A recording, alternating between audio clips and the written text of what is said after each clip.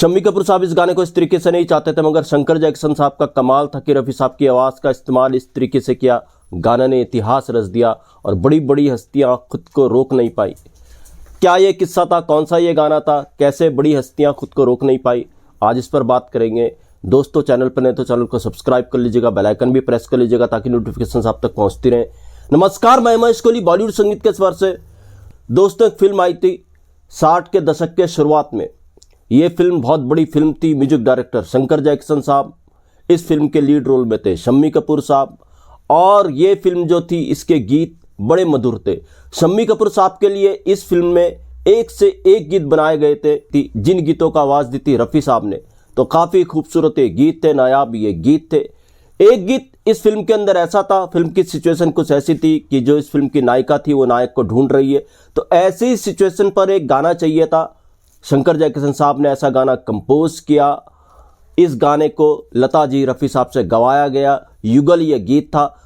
तो इस गीत की जो अप्रोच थी, जो मेल सिंगर था वो थोड़ा फीमेल सिंगर के एक अंतरे के बाद आता है, यानी रफ़ी साहब, लता जी के साथ रफ़ी साहब ने इस गाने को गाया था। तो रफ़ी साहब इसमें, लता जी जब एक अंतरा गा देती है उसके बाद आते हैं। जाहिर सी बात है, शम्मी कपूर इसके नायक थे, शम्मी कपूर पर यह गाना पिक्चराइज होना था, रफ़ी साहब की आवाज़ शम्मी कपूर साहब पर आनी थी। तो खैर, जब ये गाना रिकॉर्ड कर दिया शंकर जैक्सन साहब ने, इसको लिखा था हसरत जयपुरी साहब ने, तो ये गाना जब कंप्लीट रिकॉर्ड कर दिया, अब इस गाने के साथ एक प्रॉब्लम खड़ी हो गई थी। इसके डायरेक्टर थे लेक टंडन। जब इस फिल्म के डायरेक्टर ने शम्मी कपूर साहब को ये गाना सुनाया तो शम्मी कपूर साहब को ये गाना बड़ा अजीब लगा। उन्होंने कहा, नहीं यार, ये गाना कैसा है, मैं इस गाने के अंदर हूँ कहाँ। उन्होंने बोला, आप इस गाने के अंदर हैं, एक अंतरे के बाद रफ़ी साहब आते हैं तो यही आवाज़ आप पर पिक्चराइज होगी, तो आप तो इस गाने के अंदर हैं, ये गाना ऐसे ही अच्छा लगेगा। मगर शम्मी कपूर को लग रहा था, नहीं नहीं नहीं, मैं इस गाने के बीच में नहीं आऊँगा, मुझे भी इस गाने में शुरू में लो। अब ऐसा पॉसिबल नहीं था। गाने की जो फील बन रही थी, जिस तरह की अप्रोच बन रही थी, रफ़ी साहब एक अंतरे के बाद ही इस गाने में आते हैं लता जी के, तो इस गाने की फील कुछ ऐसी ही थी। मगर शम्मी कपूर साहब मान नहीं रहते। शम्मी कपूर ने बिल्कुल मना कर दिया, नहीं, मुझे भी इस गाने में शुरू से लो, मैं इस गाने का नायक हूँ, मैं कैसे बीच में आ सकता हूँ, रफ़ी साहब इसमें बहुत बाद में आते हैं, यानी मैं इसमें बहुत बाद में आता हूँ, ये ठीक नहीं है, मुझे शुरुआत में इस गाने में लो। अब ऐसा कैसे हो सकता था, गाने की फील वहीं से बन रही थी, रफ़ी साहब एक अंतरे के बाद आते हैं, गाना बेकार हो जाता अगर रफ़ी साहब को शुरू में ही लता जी के साथ गवा देते शुरू का मुखड़ा। तो फिर लेक टंडन को यह बात अजीब लगी कि यार शम्मी कपूर मान नहीं रहे हैं। तो लेक टंडन ने जब शंकर जैक्सन साहब को बताया कि शम्मी कपूर ऐसा ऐसा कह रहे हैं, तो शंकर जैक्सन साहब को भी अजीब लगा। जाहिर सी बात है, रचना उन्हीं की थी, क्रिएशन उन्हीं की थी, क्रिएट उन्होंने किया था गाना। तो फिर शंकर जैक्सन को भी लगा, नहीं यार, रफ़ी साहब इसमें इसी तरीके से आएंगे, एक अंतरे के बाद रफ़ी साहब आते हैं तो बहुत अच्छा लगता है।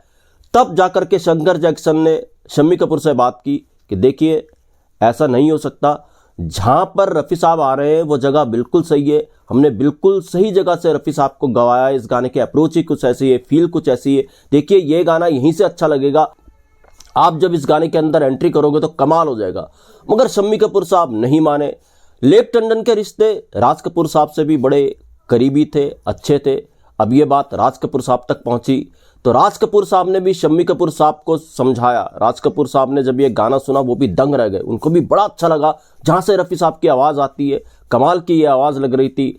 शम्मी कपूर साहब की एंट्री, जाहिर सी बात है, सबको लग रहा था कि रफ़ी साहब की आवाज़ इस तरीके से आएगी, शम्मी कपूर साहब जब इस गाने के अंदर एंट्री लेंगे तो वो एंट्री कमाल की होगी। तो राज कपूर साहब ने भी जब ये गाना सुना उनको भी बहुत अच्छा लगा। तो राज कपूर साहब ने शम्मी कपूर साहब को कहा, शंकर जैक्सन साहब हो, लेक टंडन साहब हो, ये ठीक तो कह रहे हैं, अरे आप जब इस गाने में एंट्री लोगे इस जगह से तो काफ़ी अच्छा ये गाना लगेगा।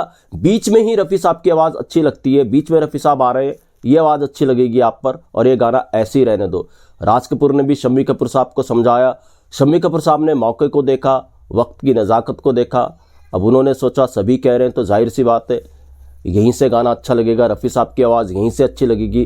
तो खैर, शम्मी कपूर साहब मान गए और इस तरीके से फिर ये गाना शम्मी कपूर साहब पर पिक्चराइज हुआ। अब कमाल देखिए, तो जब ये गाना फिल्म के अंदर आ गया तो जाहिर सी बात है, फिल्म दर्शकों से पहले डायरेक्टर प्रोड्यूसर प्रीमियर रखते हैं और उस प्रीमियर में कई बड़ी हस्तियों को बुलाया जाता है। तो जब इस फिल्म का प्रीमियर रखा गया और इस प्रीमियर में मौजूद थे देवानंद साहब, महमूद साहब, आर डी बर्मन साहब और भी कई बड़ी हस्तियां इस फिल्म के प्रीमियर में मौजूद थी।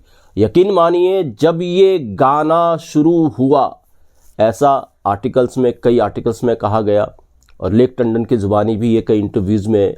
तो जब ये गाना शुरू हुआ, जैसे ही रफ़ी साहब की आवाज़ आती है, शम्मी कपूर साहब की एंट्री आती है, तो बड़ी बड़ी हस्तियां, चाहे देवानंद साहब हो, महमूद साहब हो, आर डी बर्मन साहब हो, ये सब अपनी सीट से खड़े हो गए और तालियां बजाने लगे।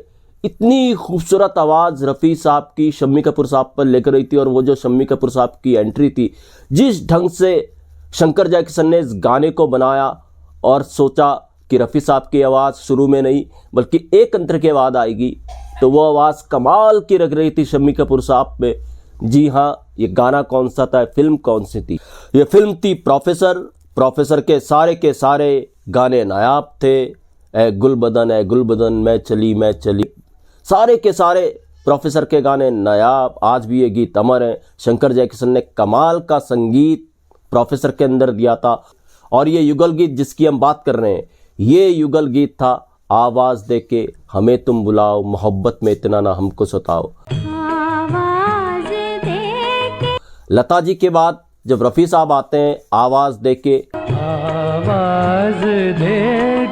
हमें तुम बुलाओ, तो वहाँ पर कमाल की आवाज़ लगती है रफ़ी साहब की। और शम्मी कपूर साहब की एंट्री ने गज़ब ढा दिया था। और जो फिर शम्मी कपूर साहब का अंतरा आता है, मैं सांसों के हर तार में सज रहा हूँ, बस रहा हूँ, जो भी है आप देख लीजिएगा, तो बड़ा खूबसूरत लगता है। तो खुद को बड़ी हस्तियाँ रोक नहीं पाई ऐसी एंट्री पे और खड़े होकर ताली बजाने लगी सम्मान में। अब ये सम्मान शंकर जयकिशन को भी जाता है, रफ़ी साहब को भी जाता है, और हसरत जयपुरी साहब को भी जाता है, जिनकी वजह से ये मुमकिन हो पाया और ऐसा गीत ये बना कि ये गीत अमर हो गया। और इसकी जो धुन है बताने की ज़रूरत नहीं है, कमाल की बनाई शंकर जयकिशन साहब ने, बहुत गहराई में उतर कर ये धुन बनाई। तो कमाल का है दोस्तों, गीत था, कमाल का एक किस्सा था। ऐसे किस्से मैं आपके लिए लेकर के आता रहूँगा। महेश कोहली को दीजिएगा इजाज़त। Goodbye, good luck and take care.